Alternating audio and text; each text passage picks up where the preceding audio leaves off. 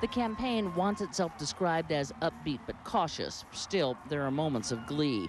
The latest, an announcement by a New Hampshire alternate delegate to the Republican convention, one of John McCain's top supporters in the state. He will vote for Barack Obama. Candy Crowley, CNN, Columbia, Missouri.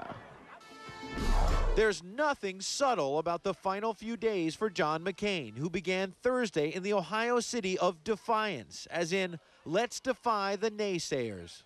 The pundits have written us off, just like they've done several times before. We're a few points down, but we're coming back. But in a sign of just how difficult it will be for McCain to pull that off, a dreaded, unscripted moment. Excitement had been building because McCain's staff had told the senator and the press that Ohio's now famous Joe the Plumber was in the crowd. Joe's with us today. Joe, where are you? Where is Joe? Is Joe here with us today? Joe, I thought you were here today. All right. Well, you're all Joe the Plumber, so... Embarrassing after all the time McCain has spent building up Joe as a symbol of his appeal with middle-class voters. A McCain aide claimed Joe decided not to come, and staff couldn't get word to the senator in time. But Joe told CNN that after the campaign initially invited him, nobody ever called back to confirm, and he was not happy about being introduced at the event anyway.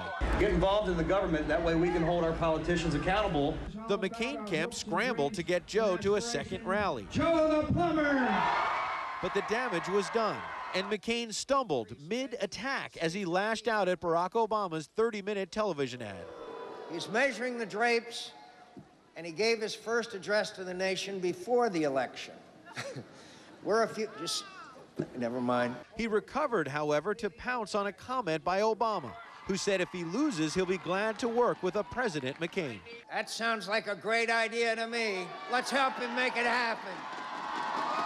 Defiance is a part of Ohio that's been solidly Republican for years. So McCain was busy spending his time trying to win over voters who should already be with him. But on Friday, he'll turn his attention to independent, undecided voters by appearing at a rally in Columbus with Governor Arnold Schwarzenegger. Ed Henry, CNN, Mentor, Ohio. Well, for an increasing number of Americans, Election Day has already come and gone. A record number are voting early, standing for hours in long lines, perhaps to avoid even longer lines come Tuesday. In one Georgia county, voters even camped out overnight at polling stations. Across the United States, about 1/3 of voters are expected to cast ballots early in more than 30 states. That's up from 22% at the last presidential election. Mary Snow is in the key state of Ohio. Turnout of early voters so far has been heavy. The hope is it'll ease lines on November 4th.